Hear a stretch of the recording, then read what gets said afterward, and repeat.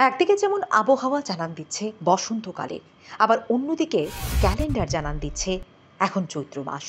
বাংলা নতুন বছরকে স্বাগত জানাতে ইতিমধ্যে সকলেই প্রস্তুত। তবে প্রবাদ রয়েছে বাঙালির 12 মাসে 13 পার্বণ। চৈত্র মাসের বাসন্তী পুজো দোরগোড়ায়।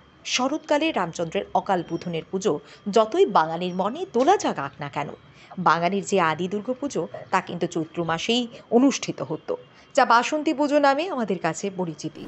অনেকের আবার ভিন্ন অভিমত রয়েছে।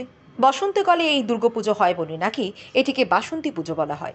প্রাচীনকাল থেকে উড়িষ্যা, পশ্চিমবঙ্গ, আসাম, ত্রিপুরা, মণিপুর, অরুণাচল প্রদেশ সহ বিহারে চৈত্র মাসে এই পুজোর প্রচলন রয়েছে।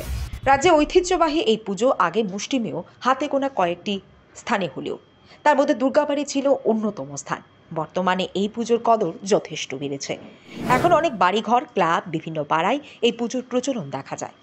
বাসন্তী পুজোকে সামনে রেখে মূর্তিপাড়ায় চলছে জোর প্রস্তুতি। রাজধানীর একটি স্টুডিওর কারিগররা জানালেন, অন্যান্য বছরের তুলনায় এবছর পুজোর সংখ্যা অনেকটাই বেড়েছে। তবে আবহাওয়া কিছুটা বাদ সাধছে তাদের কাজে। তবে যত শীঘ্র সম্ভব কাজ শেষ করার চেষ্টা করছে তারা।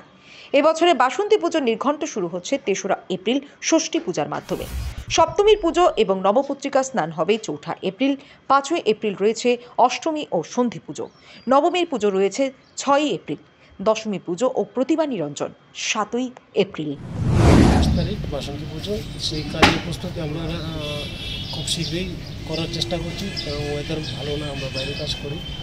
তো অন্যান্য বছরের তুলনায় এবার বাসন্তী পূজার কাস্টমার একটু বেশি, মার্কেটে মোটামুটি চাহিদা আছে।